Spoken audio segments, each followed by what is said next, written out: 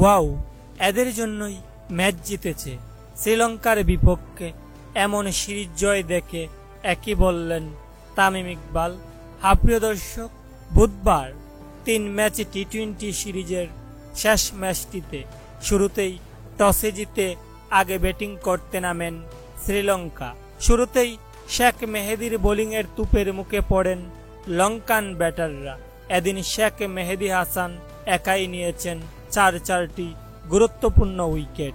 এছাড়াও মুস্তাফিজুর রহমান শেষের দিকে দুর্দান্ত বোলিং করেছেন। শ্রীলঙ্কা এদিন নির্ধারিত 20 ওভার শেষে 7 উইকেট হারিয়ে 132 রান সংগ্রহ করেন।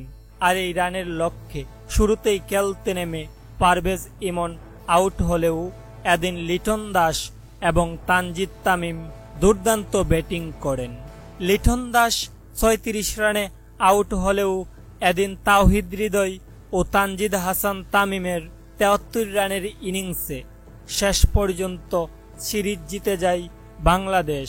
আর শ্রীলঙ্কার বিপক্ষে বাংলাদেশের এমন সিরিজ জয় দেখে বাংলাদেশ দলকে অভিনন্দন জানিয়েছেন তামিম ইকবাল।